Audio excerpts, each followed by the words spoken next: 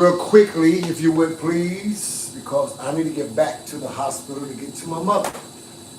And I know somebody saying, wait a minute, whoa, whoa, whoa. Did you just say your mother? What are you doing on live? Don't worry about it, everybody. I'm a real king. Trust me. All things are working together for our good because my family believes in loving the Lord. And we know that we love him that has called us for a purpose. So we don't let nothing stop us from fulfilling our purpose. One of my purposes is, like I told you guys, is to always be here every day until the Lord says it's different. Till the Lord says no longer do it. And you know, our adversary will sometimes throw things up just to see if we will give in to what's going on. Okay? Hold on one second, Facebook. Hello?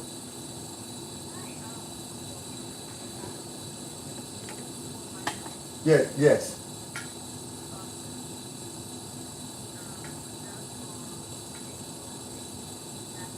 yes, yes, yes.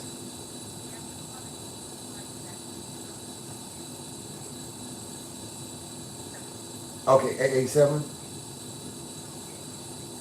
Okay, no, that's okay. I'm on my way up there in about 30 minutes.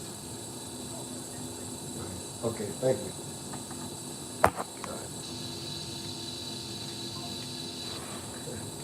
Lady nervous.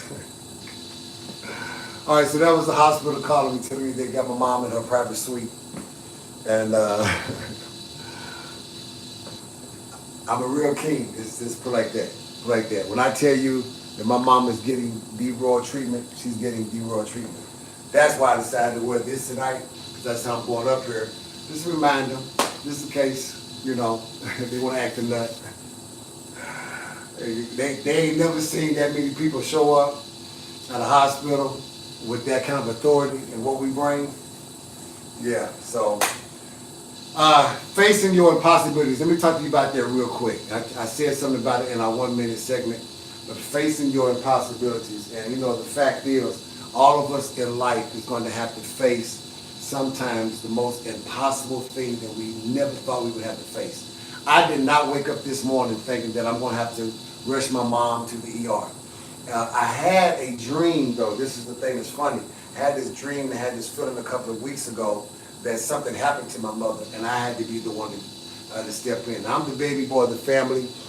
My sister's the oldest. My brother's the middle child of this family. There's 13 more of us, you know, from other women and whatnot that my dad helped create. Appreciate that. But my mom, it's only three of us. I'm the baby boy, then I have my brother, and then my sister. So normally my mother will call, in pecking order, she'll call my sister, they end up calling me, or she'll call my brother, he'll end up calling me, because a lot of the financial and a lot of the medical stuff that needs to be handled, I handle all of that responsibly for pretty much the whole family. And so I got the call though. I actually got the call last night at 9 o'clock and I was asleep. And I want to say, well, a little bit right after 9. And about 1 o'clock in the morning, God woke me up and said, your mother called. My mother called. Yeah, I said God. God talks to me. Like for real, for real. I looked at my phone and lo and behold, there was a name from my mom. And when I listened to the voicemail, her voice sounded so weak. I immediately heard up and doubted. I started getting up out the bed. And I said, hey, what's going on, Mama? What's going on? And she started explaining to me what she was feeling. She was feeling like, you know, she was kind of dizzy. Her memory was slipping. She was forgetting things the last couple of days. And then she felt like her balance wasn't there. And she said, son, you know, I'm not panicking. I'm going to be all right. But I think I'm dehydrated. I said, it sounds like you might be dehydrated, but it might be something that's unbalanced in your life that you're taking. Well, my mom has an infection in her tooth, so she's getting ready to go to the dentist, and they gave her some medication. And the medication they gave her, along with the other stuff that she kind of takes to maintain her 85-year young health, I think it kind of collided and did not have enough water in her system. Because my mother, ladies and gentlemen, still goes out into the community. She still feeds the hungry. She still clothes those that don't have. She helps counsel and pray for those that are in a worse condition than her on a daily basis. And I say daily, on a daily basis. And so she's been out in the heat, unknown to me, with some of her other friends, you know, that think that they still got it going on like that, out there in that heat for the last week or so, and it finally got to her. So around about 5 o'clock this morning, because I get up at 3:30 to go to work, so 5 o'clock this morning I called again, because at 1:30 I called, she said everything's okay. We prayed, believed in God. 5:30 I called, hey, checking on you. She says, I'm feeling better. She said, I'm getting some water in my system. Strength is coming back to my legs. Everything is feeling real good. And I was like, great, Mom. I said, everything is going great. I said, if you need me, I'm on the job. Don't worry about it. They already know. If something go down with you, I don't even ask to leave. I just walk the hell out. And I work for the post office. I wish a nigga would, right? Lo and behold, about 11 o'clock, I get a phone call, and it's my mother. And she was like, son, I just left urgent care, and they said I need to go to the emergency room. And I said, where are you at right now? She said, I'm in my car, and one of her play dollars is driving her.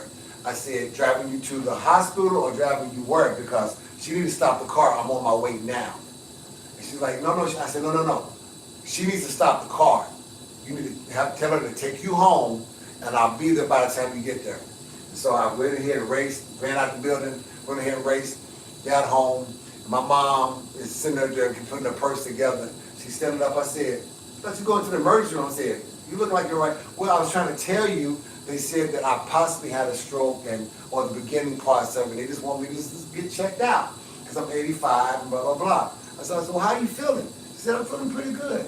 So she grabbed a little cane and she started walking and everything like her normal self and all hippity-bippity. And I'm like, okay. I said, Mama, you ain't dying on me. She said, no, I'm really good. Got in the car and I said, no, I got you. So I put a seatbelt on. She says, oh. So today I get a chance to be old, because everyone who knows, I told my mother and I told our driver, do not do nothing but open the door for my mother, but do not put the seatbelt on for her, do not cripple her, do not handicap her, all right? My mother needs to be able to do as much as she possibly can without any assistance and be able to still yet live a quality of life. What we need to help her, we'll help her. When we can't help her, then she'll do her own, right? So today I went ahead and spoiled her. She was this, y'all should have seen, she lit up, man, she lit up. I said, oh, you just wanted some little spoiled mama. She said, no, I just enjoy what you do for me. I said, all right, I got you, baby, I got you. Drove and everything. And she over there just chilling on her phone, calling everybody. Yeah, girl, you know, they said I got this, but the Lord say different. So I just need y'all to pray for me, all right? I got my son, he taking me up to the ER. I'm like, she proud of this, you know. My mother proud of the fact that she got her son taken, all right? I'm over here trying to be sad, right? Trying to get some tears in my eyes. She over here cracking jokes and everything else. So I'm like, okay, cool. Let's rejoice with them that rejoice. I changed my attitude. I'm like, she's 85. This is what she's going through, but she's in carriage. You dig? Long story short, so I can get to her. We get there. A couple of the nurses was acting kind of foul. And then when they heard who my name was, all of a sudden, things kind of changed, right? And then I said who she was to me. Oh, this your mother. Boom, boom. Things started moving real fast. You gotta understand something. We are at Baptist Hospital. We didn't realize how full it was. We didn't realize that down every hallway, on both sides of the hallway, there's people in gurneys, there's people on roller beds, there's people in wheelchairs, there's people on the floor, there's people on the bench. And me and my mom's heart just went out. But we got that service, you did? And my mother getting seen, boom, boom, boom, specialists and everything was coming in, we ran all kind of tests, and they just simply gave her a temporary room and said, look, they came in and talked to us, we can't find nothing wrong with your mama, you know, everything is coming back great. Her sodium is really low, and we trying to figure out what's going on. My mom said, well, yeah, I went from working out 3 days a week to 5 days a week. Okay, my mom is 85 years young. She went from working out to 3 days a week to 5 days a week, plus volunteering, plus run her own company still, because she started a whole new company 2 years ago at 83. And at 85, she's still doing all of that. And all her numbers came back perfect with that. They said, can we just go ahead and keep her overnight?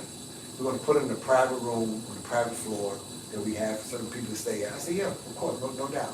And I said, make sure, you know, whatever it is, we got this. But then I didn't know everything y'all doing to my mother. Oh, we're not gonna do anything, we're not gonna put nothing in, we're not gonna take nothing out. We just wanna monitor because it's amazing. She's 85 and everything is going well. So we just wanna make sure everything maintained throughout the night. No problem. Man, let me tell you something. When you live right, you do right. See, that's why I created a platform for y'all. Y'all understand, I got a great example of when you do people right and when you bring healing to people. I know my method is unorthodox. I know my style sometimes can be kind of rough around the edge. But look at my intent. I just want to bring healing. I just want to see one of that woman right there is my Eve. You did? She gave life to me in a time when things were really rough for her. She made sure that she did all she could do to own her own business when women weren't even considered being nothing but just sex slaves, basically. Be barefoot, naked, and pregnant. And my mother said, no, I'm way better than that. I own my own, period. 54 years is all she ever did. When the economy was bad, she stuck to it. When the economy became great, she stuck to it. She hasn't missed a time from work without permission. They had to start sending her on vacation because she wouldn't leave. She said, if I don't work, I don't get paid. They said, I don't know where you get that from because you own your own business and we made a contract bid. We also took an account of back then 7 holidays. Now my mom get paid for 11 holidays. 11. That's crazy because she stuck to her faith and her dream. And because of that, she's not in there struggling for her life. She in there just chilling and resting and got people coming in and asking her questions of how. She said, you know, I heard my son talk about he works out every day, so I figured, let me beef it up. Beef it up? You 85. Beef it up 3 times a week was great. No, not for her. Beef it up. And it's because of that, she's not sickly. And they're amazed at it. But I had to face my impossible call today. I had to face the impossibility of me taking my mom to the ER and she's not coming out. All this stuff was going through my head because a couple of weeks ago, I had this feeling that I'm going to end up taking my mom to the hospital for the last time seeing her. And I had to bind and rebuke that thought. I had to pray against that thought. I had to come against that fear. Y'all didn't know it. Y'all still see me on here dancing, still see me on here talking. But in the back of my mind, I'm like, Lord, protect my mother. Now I know my mother will have to go. Don't, hey, listen, let's talk real. My mama has lived a beautiful life. When she died today, everything is good. We good. Because she had 85 beautiful years of fulfilling her life. But that's my mom. You did. It still ain't going to be easy. But I understand that death doesn't want to come and get my mother because she's one of them kind you want to leave and stick behind. But God says, you've done such a great job. I desire you too. So if I have to make a choice between my selfishness of wanting to keep her or my faith to know that she's going to go to that better resting place to get her reward, then I'm willing to let her go. So I answered that phone call like a champ. I haven't cried yet. Try to come up with reasons to. Because I've never seen my mom in this condition, ever, at the ER. And I'm the one driving her. And my mother drove me to the ER. You did? She prayed over me that I would come out. What an honor it is to pray over her. What an honor it is to talk over her life. I'm just to go, y'all. Just go hang out with this beautiful woman who taught me the importance of faith, integrity, and character. Nowhere close to being perfect. I keep telling you that. If you just take out some time, get past all of the look, the talk, the thoughts, the assumptions, and just listen to me for just, if you're gonna come on, just listen to me and hear my cry for you. That you get the best out of this situation. That you get a chance to live to be 85 and see your 5 generations of grandchildren. That you get a chance to enjoy your life and be free and be at peace and be at love. You don't know how to pay me. You don't know how to reward me. You don't know how to applaud me. Be healed. Be whole. Be full of joy. Be a woman of peace.